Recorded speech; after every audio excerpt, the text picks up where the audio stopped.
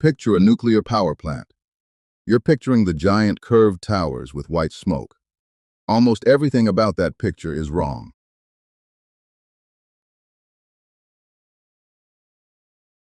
The plume isn't smoke, it's clean water vapor.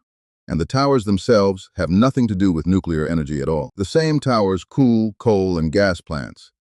They're just radiators. The real machine hides in a small dome next door. Inside that dome sits a steel cylinder roughly 12 feet wide and 14 feet tall, with walls several inches thick. Within it, something the size of a gummy bear holds as much energy as a ton of coal. Remember the gummy bear? That cylinder is the reactor core, and it has almost no moving parts. No pistons, no flames, nothing burning. A nuclear plant never burns anything. It splits things. And that difference is why one building can power a whole city. By the end, you'll also know why this machine physically cannot explode like a bomb. The answer is written in its recipe. And you'll learn about the strangest job title in engineering history, the single control rod axeman. But everything starts with the fuel, the densest energy source human beings have ever held in their hands. Nuclear fuel is not glowing green liquid. It's a stack of small ceramic pellets, each about half an inch tall. Here's the gummy bear. One pellet, 6 grams, gummy bear sized, equals a ton of coal, or 149 gallons of oil. 10 of these pellets could power an average household for an entire year. 10. You could hold them in one palm.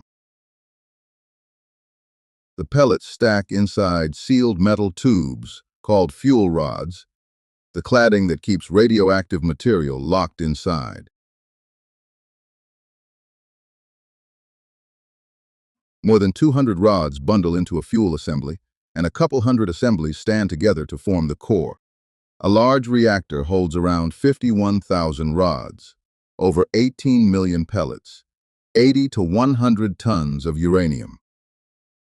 The magic ingredient is uranium-235, a rare form making up less than 1% of natural uranium. For reactor fuel, it's enriched to just 3 to 5%. Hold that number. It's the answer to the bomb question. Uranium itself is surprisingly common, about 100 times more abundant in the Earth's crust than silver. So the fuel is loaded, the assemblies stand in place, the water is poured in. Now someone has to light an invisible fire. Fission works like this. A slow neutron strikes a uranium atom, which swallows it, turns unstable, and splits almost instantly.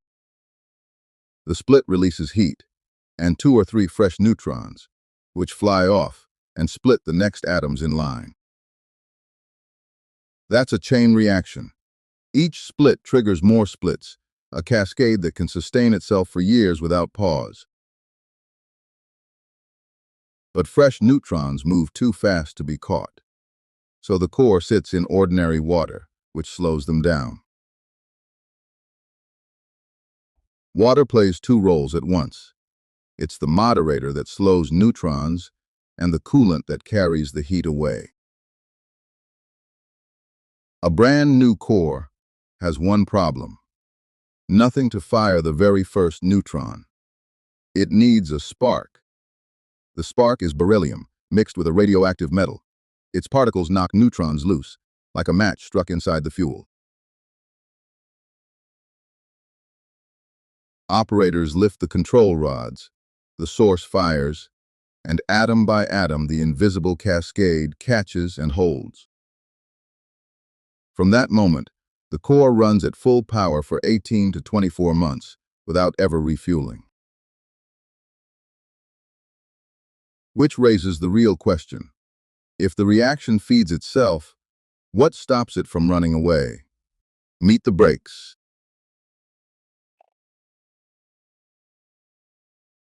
The brakes are control rods, filled with boron, cadmium, or hafnium, metals that swallow neutrons instead of splitting. Slide the rods in, and neutrons vanish before they find fuel. The reaction slows.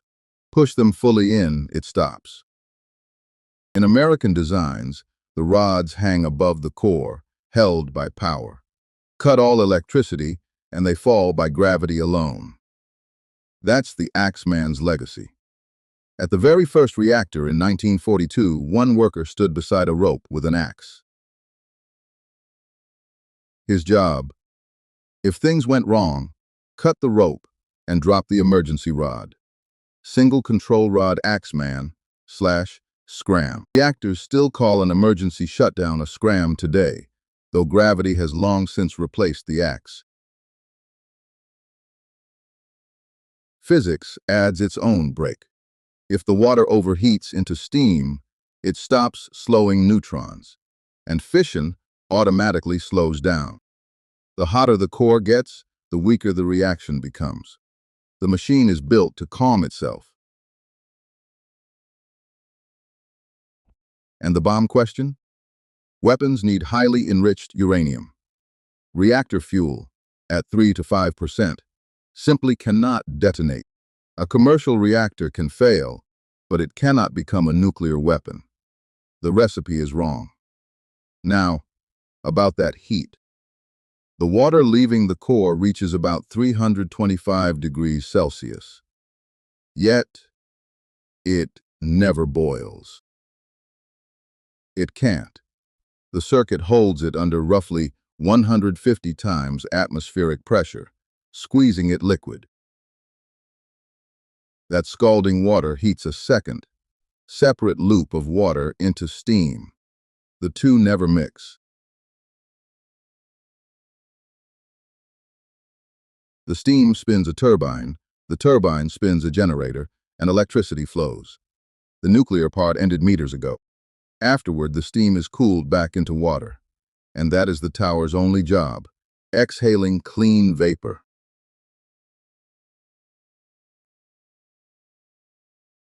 The payoff is reliability. Capacity factor measures how often a plant actually runs at full power. Nuclear leads every energy source at about 92%. Solar manages roughly 25%. Wind, about 35%. No weather.